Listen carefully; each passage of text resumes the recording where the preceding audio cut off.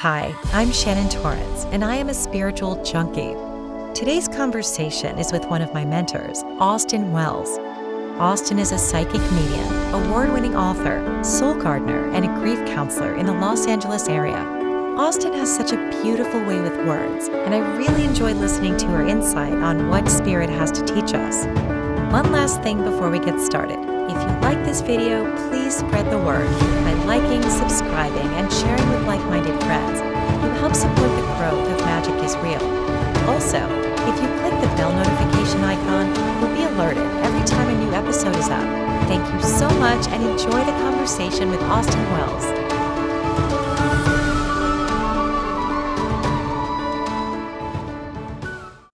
Hi, thank you for watching Magic is Real. Once again, I'm here with a really special person to me. Her name is Austyn Wells.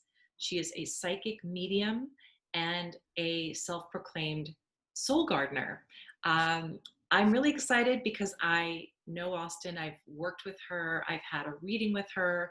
I've done meditation circles with her. And she just has the brightest energy, so calming, such a beautiful energy and so much wisdom to impart. So I'm really excited to have this conversation with her today, and I hope you'll enjoy it. Hi, good afternoon to you. I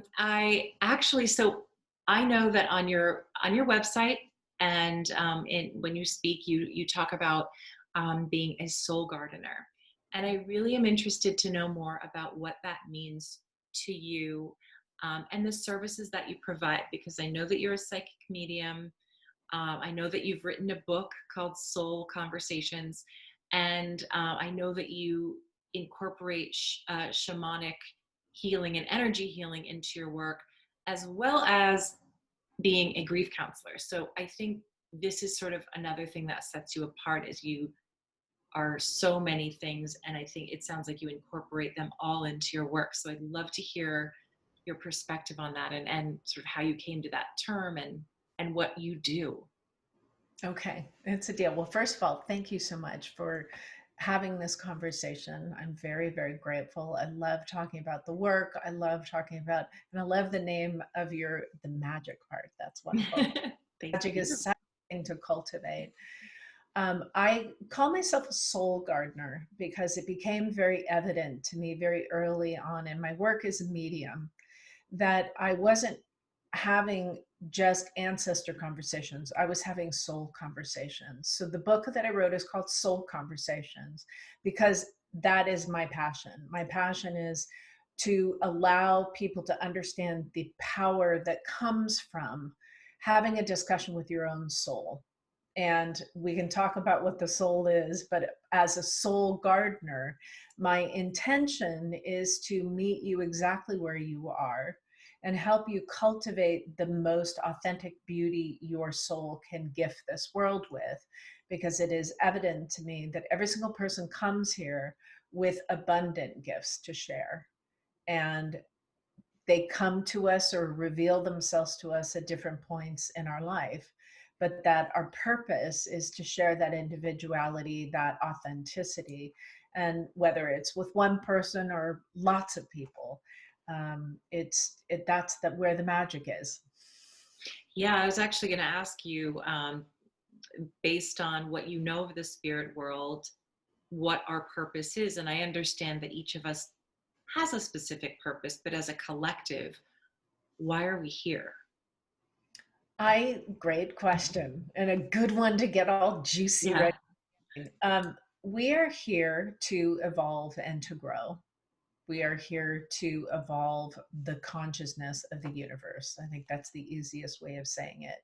There is a conscious decision to distill from that collective consciousness where there's a sense of unification, where we have our spiritual nature derives from, and where that aspect of ourselves, when we feel that connection with grace, with God, with the infinite intelligence of the universe, that's the eternal aspect of ourselves. So half of us is eternal And then when we decide to embody within a physical form, that's when we experience the human experience. Now, the human experience and the spiritual experience are two very different dialogues. And that's why there's a very acceptable dualism within the idea of our soul.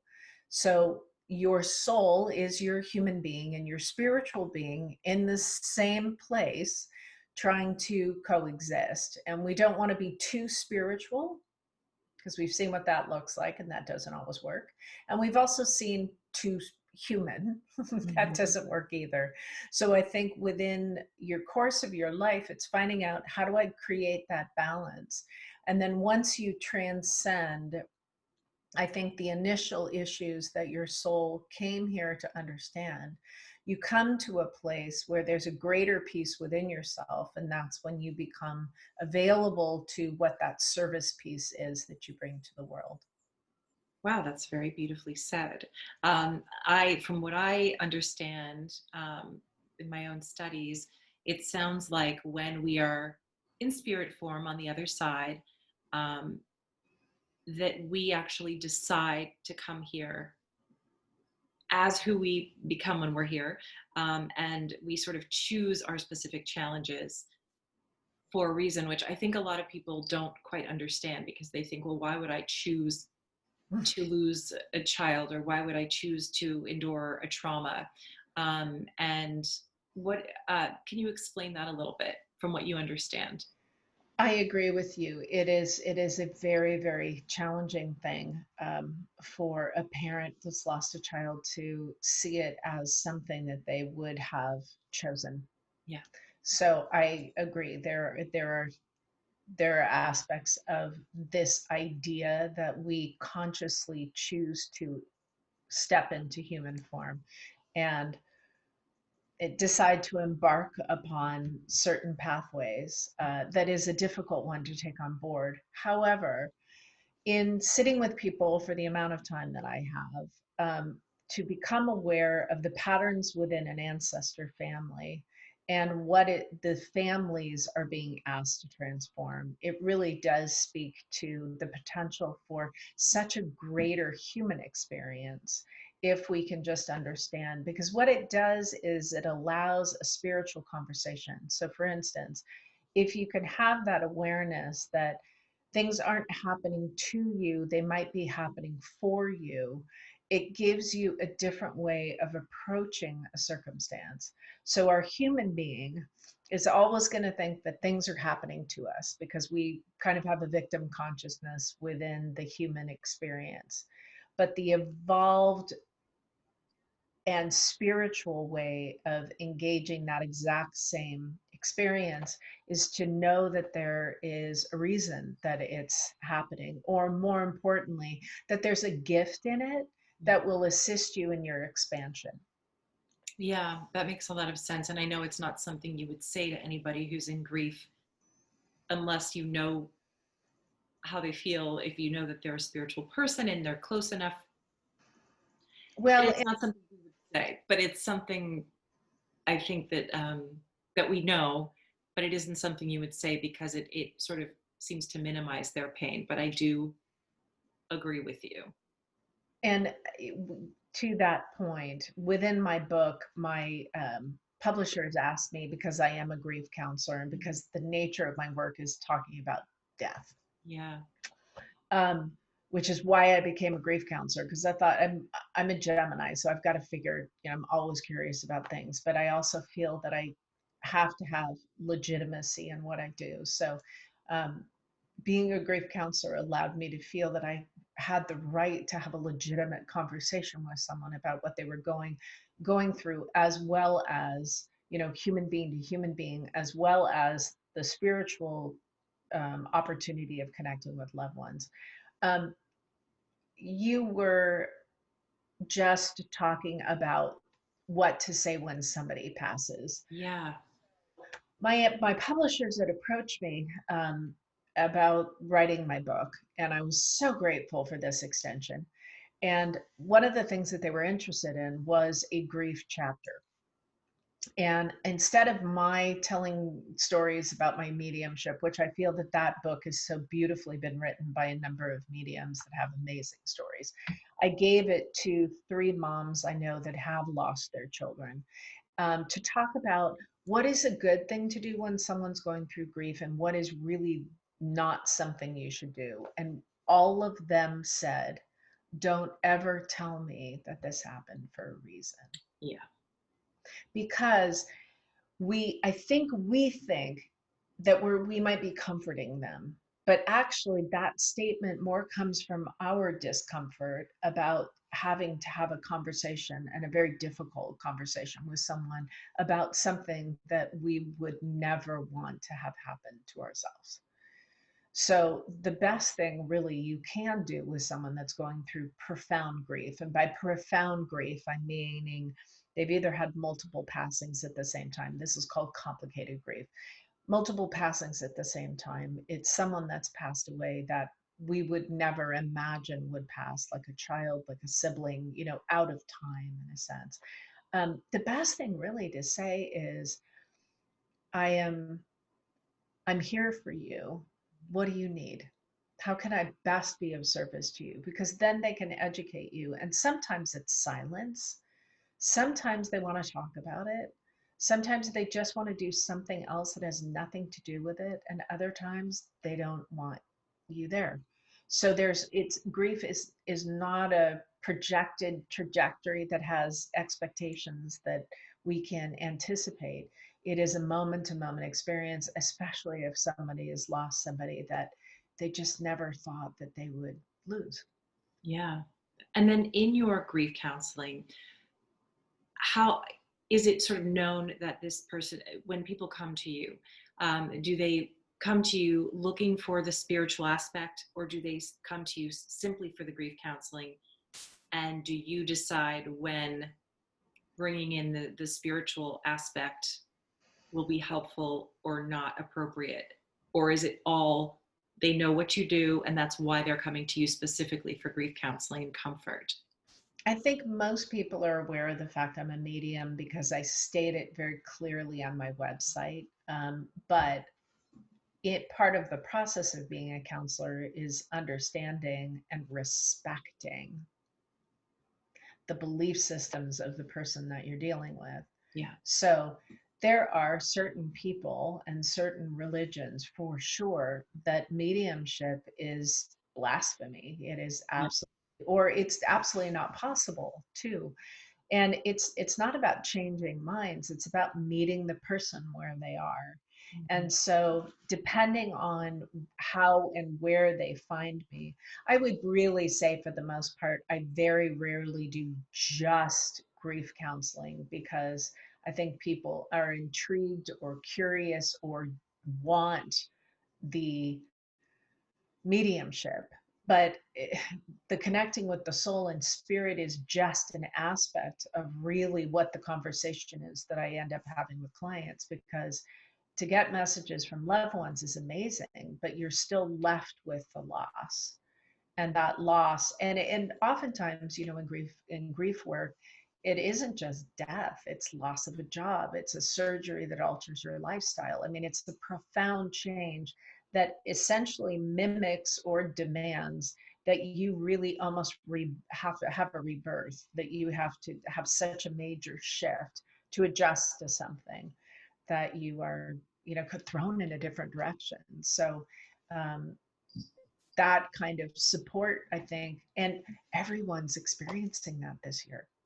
Oh yeah, And definitely. we've Actually, along lost along on so those many different lines, levels. yeah, along those lines, for anyone watching this in the future, these are the COVID times, and there's political unrest, there's COVID. How do you see all of what's happening from a spiritual perspective? The year of 2020 has been touted by many for for a long time to be a year of change, or the beginning of change, because we're shifting into the age of Aquarius, which has been sung about, it's been talked about as this kind of blending and collective consciousness growing into a greater sense of unity and enlightenment. Okay. So if that's the goal, we have a long way to go before we're going to get there.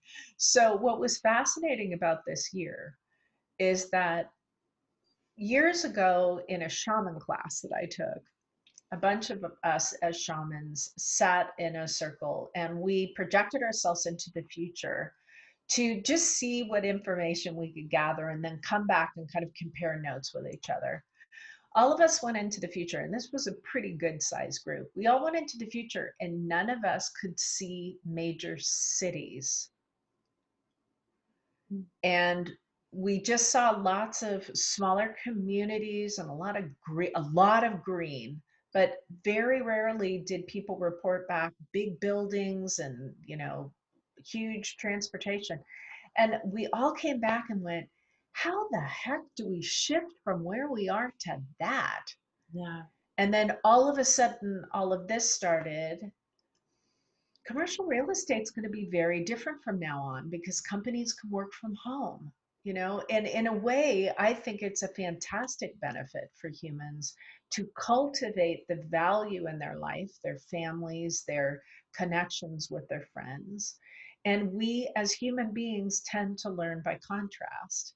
So what's happened this year is we've had this phenomenal contrast, and the theme of the year is that which is unconscious will be brought to consciousness. So if that's the theme, everything that was unknown, things that people didn't understand, people that have been abusing power, people, there's all sorts of, there's a documentary on not Netflix right now about Scientology, and it's essentially saying, here's an organization that seems to have some inequities, and Mhm. we're just going to project. I mean, it's a collective theme right now. Yeah. So to look at things again, back to the soul, that it's happening to us, we would be in that victim aspect of our human being. But to look at it from the soul perspective and say, actually, this is an evolutionary piece. We needed to have civil unrest. We needed to realize that we are juxtaposed in what we believe. So if the goal is unity, if the goal is moving forward to unite with each other, we have a long way to go, and we got to get in there. Yeah, I definitely have felt that feeling of things fall apart so better things can fall together. And also just sort of teaching us how we are running this rat race. And I know I was just working, going, moving, like always having to be somewhere and do something. And I think Mhm. there's really something to, yes, we need social interaction, but there is something to getting to work from home, being with your spouse more. My spouse is home now, and it's like we've bonded more than we ever have in the 8 years of our relationship because we have to sort of work together as a team to share space, and so many things that I think we can learn from this without minimizing what people are going through and the fear and the anxiety. I think the gift in it is, let's all slow down for a minute. It's like, slow down and reevaluate where we're at. So I really appreciate that perspective. And actually, kind of going back, I want to know whatever you're willing to share about you, because I would love to know what led you down this path. I mean, from, was this something that started in childhood and you were, or did you cultivate it because of an interest? Was it something that came naturally and it just sort of, I'd love to hear your evolution from how you got to where you are now, doing what you do. I was so fortunate because it started early for me. So when I was 5 years old, my mom was absolutely beautiful. She was part of the Junior League of San Francisco, and there was a fashion show, and I was going to be a bridesmaid. And as was that time, the bridesmaid's outfit had so much tulle I couldn't see my feet. And I've always been a little clumsy. Mm-hmm. So for some reason and I had to walk upstairs. I couldn't see my feet. And so I was very nervous about this event. I wanted it to go well for my mom. And I woke up in the middle of the night before the runway show, and I was terrified. But I decided, at 3 o'clock in the morning not to wake up my mom. So I did the only thing I could think of, which was pray. So I just said, oh God, one of those, oh God, please help me prayers, that one. Mhm. So all of a sudden, the walls of my room started to undulate, almost like morph. And from all of the walls in my bedroom, these people emerged. I could see through them, but there was still enough of a silhouette that I could make out that they were people. And I didn't know any of them. And I wasn't scared at all. There were probably 30 or 40 people from what I, can recall. And I just immediately felt comforted, and I felt like I had this family, and it was this amazing feeling. But this one woman came up to me, and she didn't speak in language. She intuited. So it was like the energy of just thought exchange, which is spirit communication. And she gave me this impression that they were all there to focus on me, which felt very nice. And that what could they do to help? And I just, told her back and thought, I'm terrified about tomorrow. So my room morphed from the bedroom to a, a, um, a joined mutual, a joined um, alternate reality. So I looked over and I was seeing the runway of the next day. And they played out the entire scenario of what was going to happen. So what ended up happening was I watched myself lift up my dress, still not be able to see my shoes, and stumble up the stairs. I got up there. So that was the part I was worried about. So I got to watch that. And then I watched myself start to get excited because this was kind of fun now. But then they had me shift out from my own fear to feel the support that was around me, more or less to connect with all of these parents and people that were watching the runway show and feel how they felt about watching me. And all I felt was love. And then they had me expand even further from all of the people in the audience to the energy of the room, which was so filled with love. And immediately I thought, well, God, there's no way I can fail. Like, this is all good news. So the minute I knew that, the alternate reality dissipated, I was back in my bed with this woman that was talking to me, and the rest of the people had kind of left. There were a couple people still there, and she checked in with me, and like, are you okay, kid? And I was like, yeah, I think I'm good. And then I just went back to sleep. So that moment was huge for me because I was aware of the fact that one, prayers get answered. Two, there's a 24/7 available support line when you really need them if the human beings aren't the people that you can reach out to. And that love is really powerful. That is so So beautiful. When the next day, did you think about it? Did you talk about it? Or did you just sort of accept it because you were young? I don't really know. I think I may have tried to impart what happened, but I think, due respect, I mean, I loved my mom and my dad so much. They're both in spirit now. And I mean, I adored them. But I think I was kind of an oddity in our family. There weren't, I don't come from a family of mediums. I don't come from, so I think they just thought it was my imagination. Mhm. We At that point, a lot of parents, thankfully, a lot of parents now watch things about mediums on TV, so they're excited when their kids have a memory like that. Yeah. But yeah, I just think they thought it was my imagination.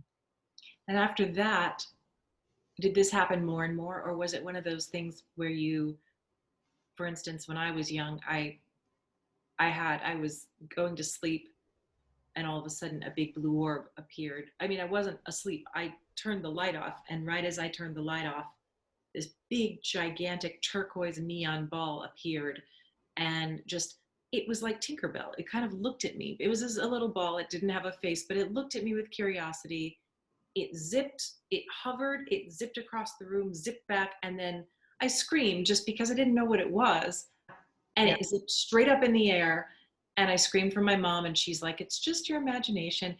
She also actually she has more of a gift than I do. And so, but I think she didn't want to, scare me, or thought it was a trick of the eye. And that was it. That was my only experience until I was an adult. Mm. which actually I think was shown to me as sort of a callback, because to sort of remind me that if this isn't real, then what was that? That kind of thing. But did you sort of continue having experiences and then say, oh, this is what I am, this is what I do? Or did you say, I'm interested now to find out what that's all about and study? So I know some people are born mediums. It sounds like you were, in terms of having the brain makeup to be able to do that. And then some people like me, who's studying to do it and learning to do it, but it's slow going because it's not my natural strength. What was your experience? Or let me reframe what you just said. Everybody has, because if our reality is that we're all spiritual beings, it's just something we've forgotten. So it isn't something that's not a strength of yours. It's just, it hasn't been like a muscle you've relied on. So all you're doing is creating that remembering. And that's why suddenly something will happen and someone immediately is intuitive, or sometimes it's puberty, sometimes it's menopause, because the pineal and the pituitary glands are part of the intuitive mechanism. So it depends on what that is, but I just wanted to reframe that because I think it's a lovely, I've never really called it like a gift or something. I think it's a perception, and it's, to me, it's more of reminding myself of what's really true. I've just gone to the gym a little bit longer, so that muscle's a little stronger for me. But what ended up happening was, I I realized, I think I got very into praying because I realized that it worked for me. So if people said someone wasn't feeling well or they were sick, I just automatically was like, okay, guys, let's go over there and let's take care of them. So it was, and my grandmother, my dad's mom, was very spiritual. She was awesome. Um, your mom's mom was also very spiritual, correct? My No, she was actually, I was trying to convince her Okay. um, of this, not convince, but Okay. give her some comfort when she was passing. Okay. Because the whole time you were talking about that orb, for some reason, your mom's soul pulled forward. So I just want you to know that if you were trying to have a conversation with her, she's still listening. Yeah, she's probably. I said, "You'll see." She's Yeah. like, "I'll flicker." She goes, "I'll flicker the lights." But she was like, "I don't believe it." But I said, "You'll see. You'll see." She was dying slowly, and so I was trying to give her comfort. I was like, "I'm Very sweet. telling you, it's going to be great." Yeah. Very, very sweet. Yeah, Very, very sweet. yeah. I love your cat, by the way. Thank you. He's a little intrusive, but that's just Buster. No. Oh, Buster. Yeah. Very sweet. So really, I think the benefit of what happened for me is that I didn't. It may not have necessarily been encouraged, but I just always was interested in things. And then um, reading books, and then my first boyfriend's mom was wonderfully, just she was my metaphysical mom. She was a Rosicrucian. She read tarot cards. She was so cool. And this little teeny peanut of a gal, I just adored her. And so she was the first one that introduced me to tarot cards, and I loved tarot cards. So then that was the first mechanism, I think, that I was working with my intuition on a regular basis. And then I started working for party planners, and then I did events all over Los Angeles. Then I got hired by Toyota years later to be the voice of an intuitive car, one of the coolest jobs I've ever had. And so they had this car that was rigged. So I was in a separate box, but my voice came in through the car. And there were cameras in the car so I could see what was happening. So people would get in the car, the fortune telling car, and they would pick a tarot card, and then I'd do a reading for them. And I would read, just because you would understand this, I'd Yeah. read 150 people a day, Wow. little short snippet readings. But the thing that was awesome about it, and it was like being in a spiritualist cabinet because I was in this little teeny black box. So it it really created this dynamic blending with the spirit world. But that's when the spirit world and I really started working together, because I could feel their presence when they would come forward to talk to me. So then I started understanding, okay, when I feel an energy over here, that's a man. When I feel the energy over Mm. here, it's a woman. And then it got much more compartmentalized, and then I could really sense and understand who was talking to me. But that was the beginning of a really great conversation. Through doing tarot, yeah, the Well, cards. point, I was kind of off of the cards, but Toyota wanted to have a mechanism that somebody could make a jumping point from. She's starting to say something about me, and Ah, I also cross marketed it. This is a little funny thing. I took all the tarot cards and ascribed it to attributes of their car. So I could do a sales technique at the same time as read their tarot card. And they kind of liked that. That was why I got wow. the job, because they appreciated my sense of salesmanship. It was subtle, but It's genius. It's marketing genius. And thank you actually have your own deck that you've created, is that correct? Yes, yeah. I have two decks that I've created, and I'm very proud to say that the Arthur Findlay College in Ooh, England, due to a very fantastic friend of mine, carries both of my cards, and for someone who does great art, maybe the Met would be someplace that they'd like to have their art. As far yeah, as a medium, to have cards that are for mediums, having them at the Arthur Findlay College, it's like on that line of like, wow. yeah. But I have a deck of cards called the Divine Spark cards. Those ones help people either work as mediums and increase their mediumship, or they also work with grief counselors to help having spirited conversations with their clients that help them process the death of the person that they have lost.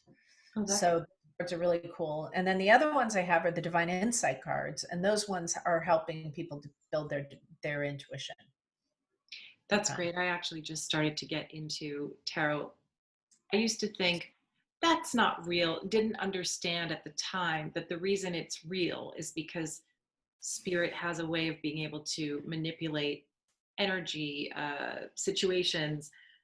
Not that we don't have free will, but that they can, if you say, show me a sign, they can manipulate a song on the radio. And I just always thought, well, what is this tarot thing? It doesn't make any sense.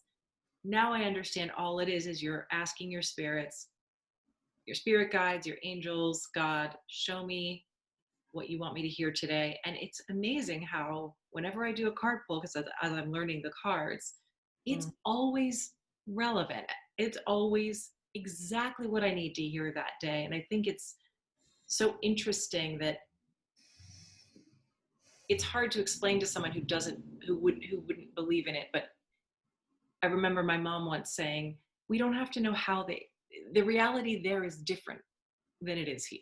It's not within our paradigm to understand how it works. It just does.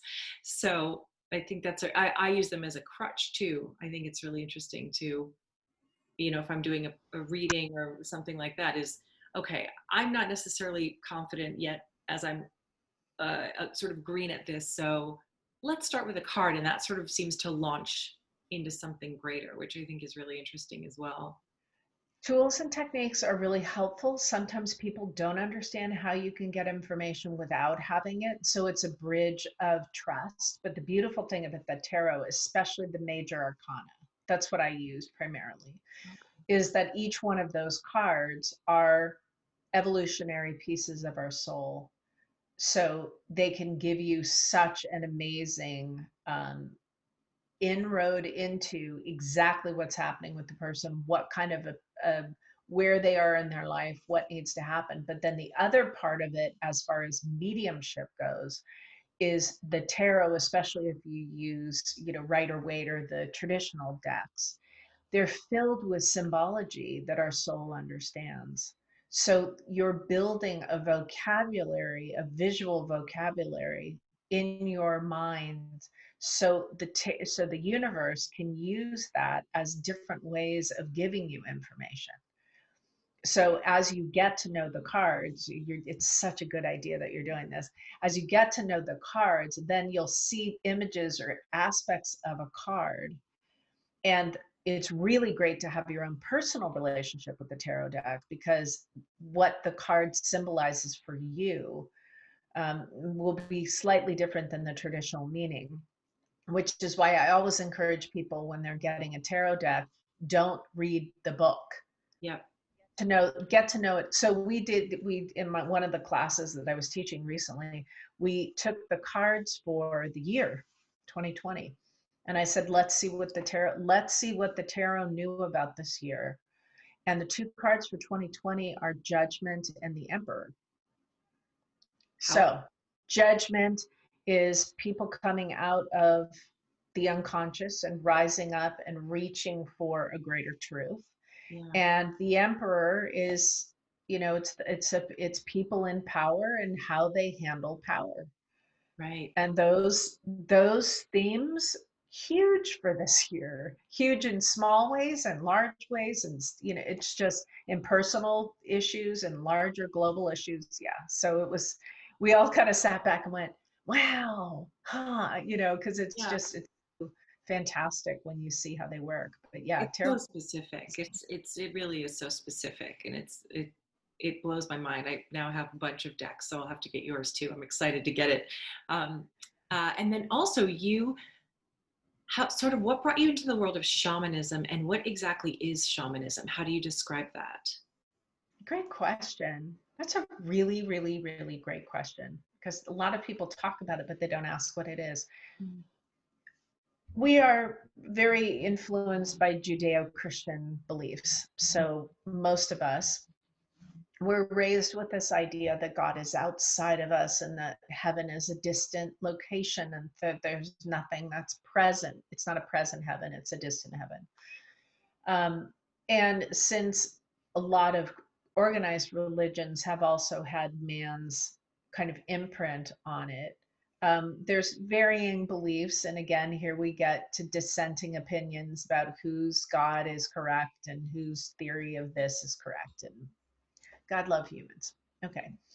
Shamanism is returning to the idea of God not being infinite intelligence, not being outside of us, but being within us and around us. And I think great religions really come to this idea of that that power greater than yourself existing within yourself, and then it becomes you in action. That's, I think, when it works really well for people.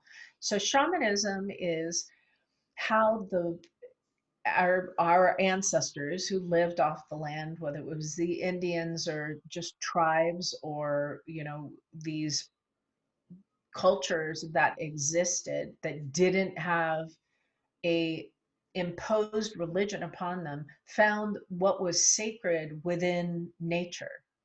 So shamanism is such a perfect, at least for me, was so mandatory, because I was always looking up for guidance instead of looking within my environment for it. So really what it gave me was this magnificent return to nature and this stunning awareness of everything is communicating.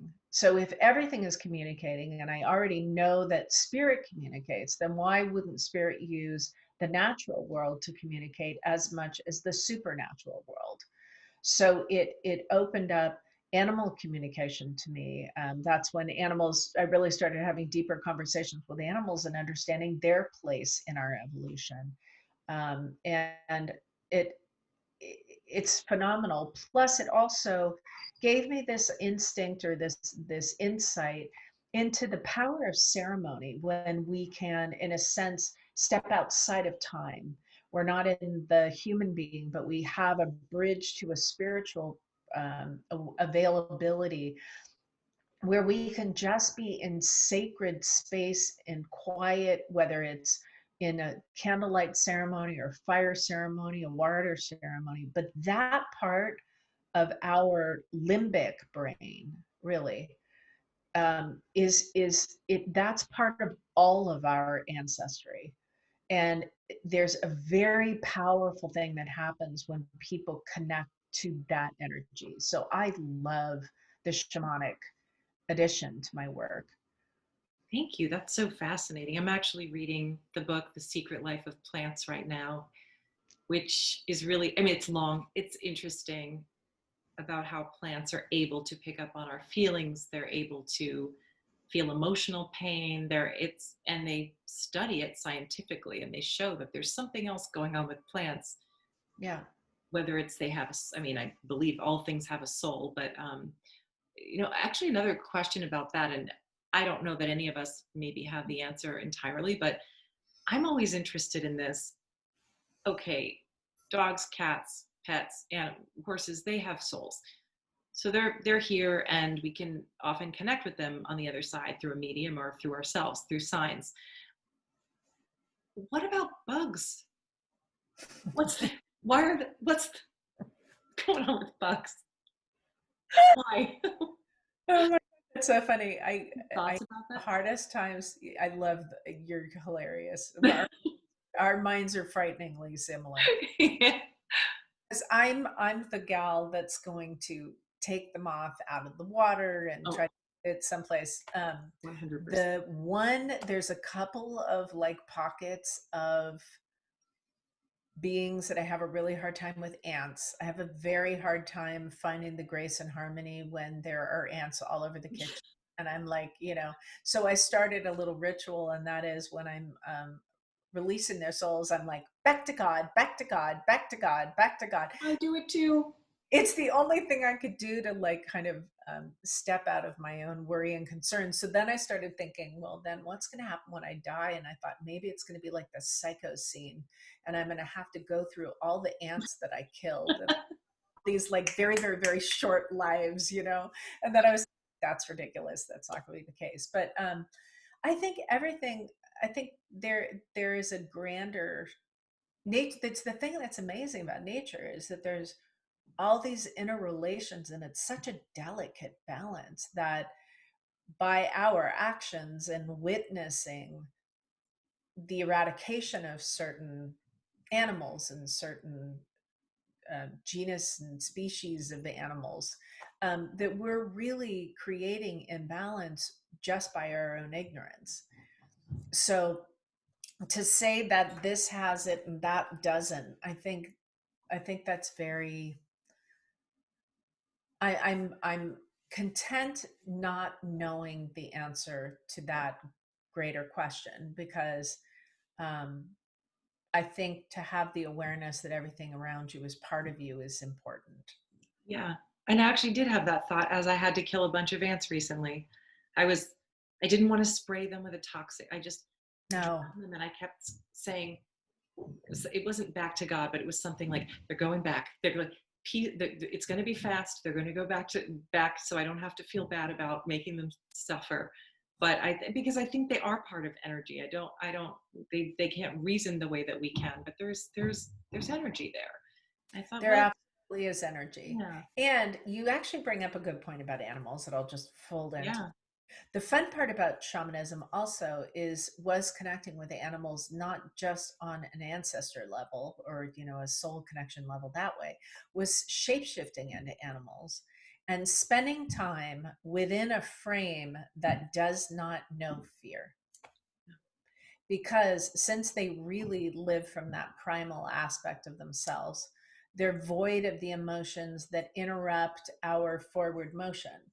mm, So using it as a tool and technique, and because I've studied with a bunch of different energy medicine schools, but I really appreciated the shamanic training, because when you have a person that's phobic and you allow them to shapeshift and experience what it's like to walk around like a Bengal tiger or something like yeah, that, they are void of that very thing that seems crippling to them. So then you have to say to them, but you could shift out of the awareness of it and understand the difference. So what would it feel like to try to exercise that exact same simplicity mm, when you have a sensation of fear, and see if you can't just feel the opposite also, so it doesn't cripple you. It's just, I'm choosing this, so this is how I feel when I do that, and if I make a different choice, then I feel this way.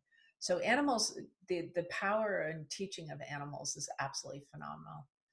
Yeah, that's very deep. Um, and I have a question about when you personally. I know everybody who is a medium sort of has different ways of knowing that they're hearing from spirit. And we talk about the clairs. So clairvoyance is seeing, clairaudience is hearing, and that sort of thing.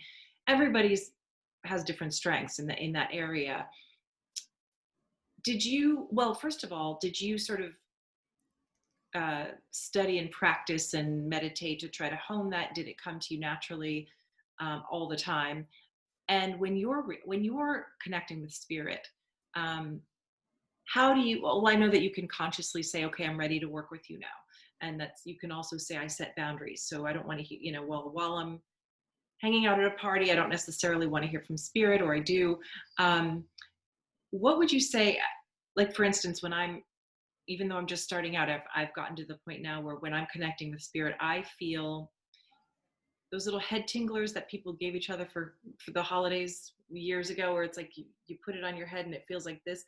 I Yep. get that feeling when spirit is near, and it's always in like the back of my head or right here or down my arm, down my legs, and it's strong, and it's not the same as a emotional Mhm. chill where it's just like, oh, I feel good. It's like, oh no, something's touching my skin and crawling down it. And I haven't gotten to the point. I think my clairvoyance is stronger. But for you, when you're reading a client, for example, do you do a ritual and say, I now call spirit in? Or for you, do you sit in front and it just starts to come? And the second part of the question is, what clairs do you find are the strongest for you?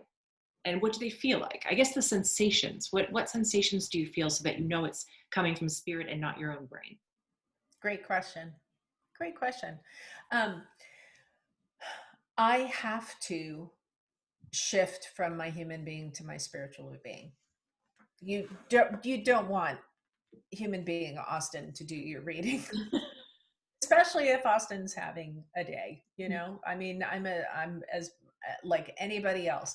So in order for me to feel that I have the right to be available to be of service to someone, I have to be in an open space where the space of my mind is like an open field.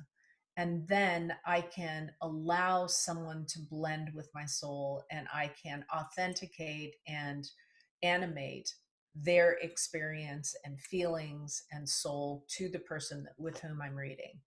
I try very hard not to read out of context. When you're first beginning, you're just so darn excited. It's happening. You kind of want to like read everybody.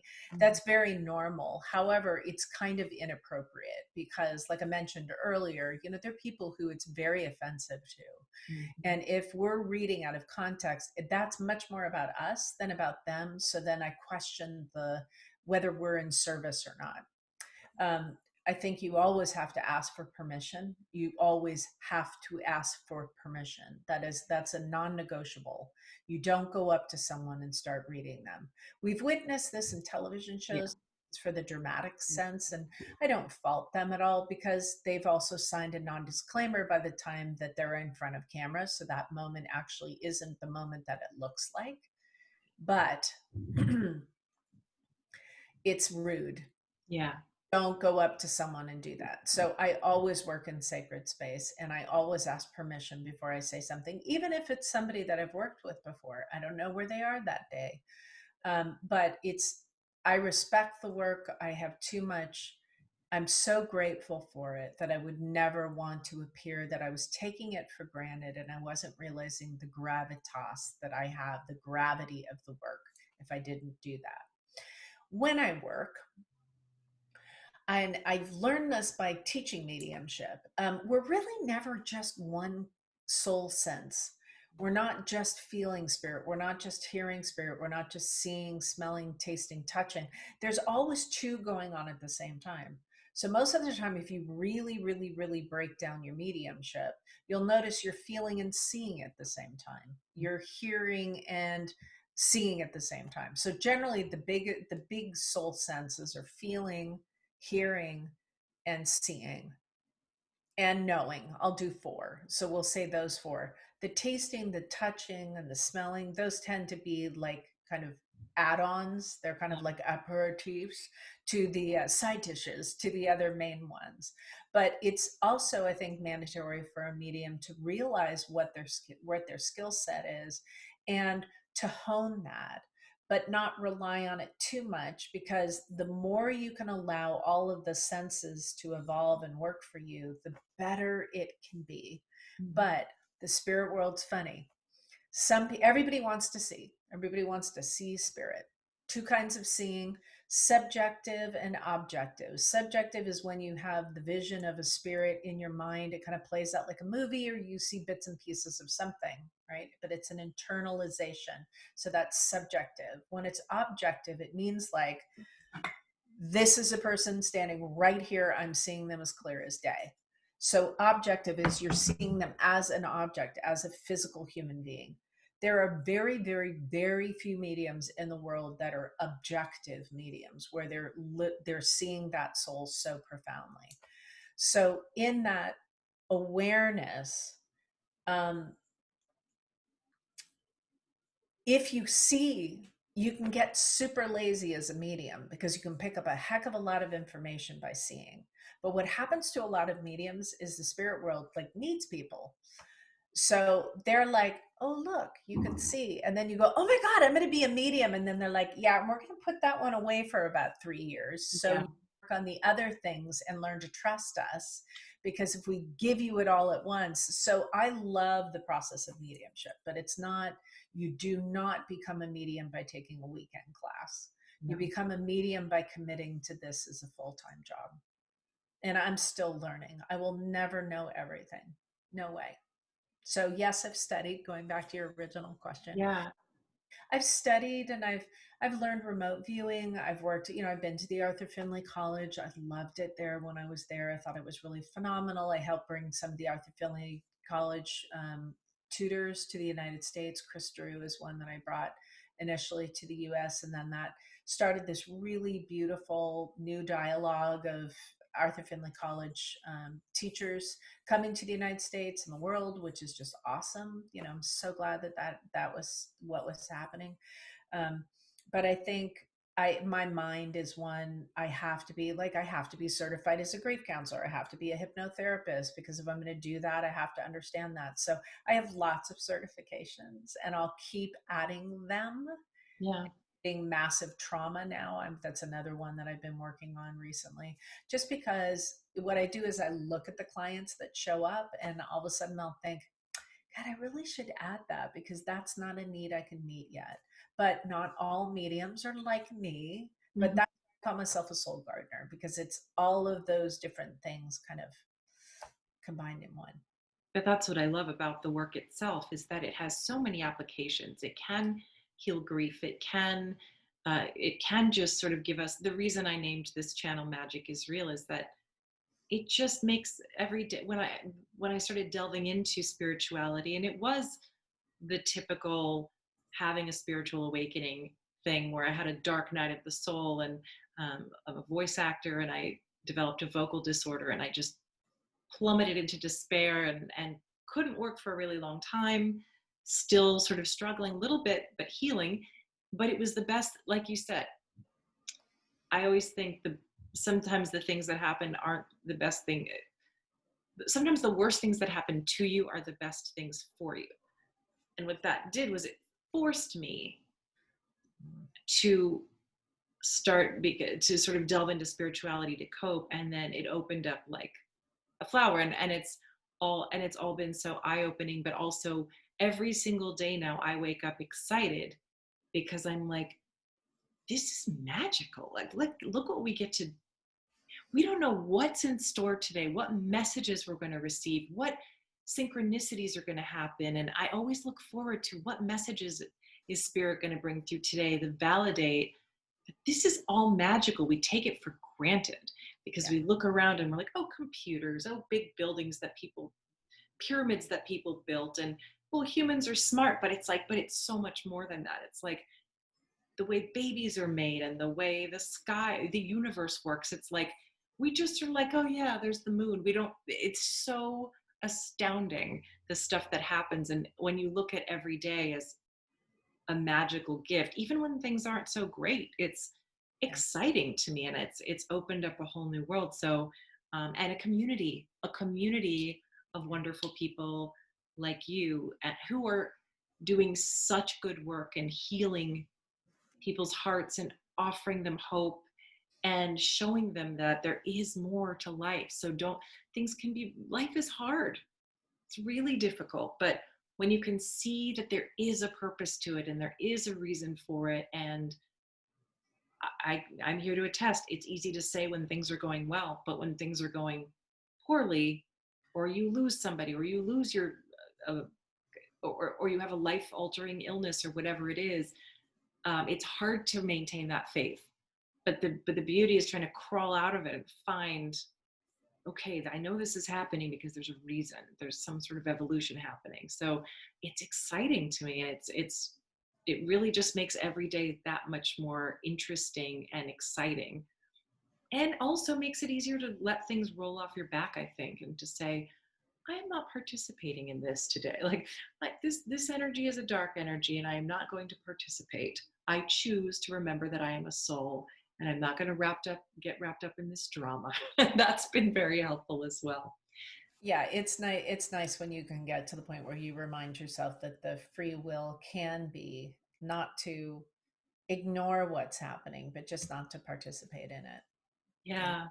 and Well, that really is that wisdom piece, that the infinite aspect of our soul, that immortal part of our soul can offer, because that part of us can be objective to things, but that takes practice. mm, So you only get better at things by trial. So wouldn't we look then at life as a series of exercises to give us choices to evolve and circumstances to learn how to respond to? And oftentimes people say, well, I keep having the same experience. Well, it's still teaching you something. yeah, Something, those people that you attract are still helping you learn to have a voice for yourself, or they're learning, they're teaching you how to have better boundaries for yourself. yeah, In that context, it does give you such a great sense of awareness. But I agree with you. I think life is so magical.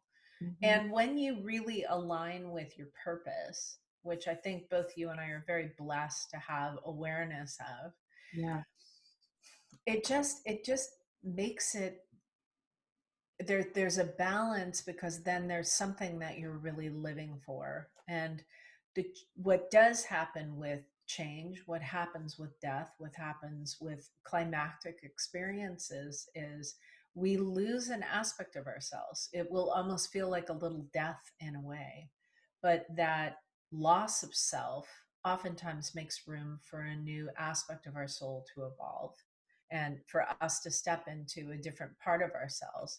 And that to me is just glorious to witness. that is so, that is such a beautiful place for us to end this conversation.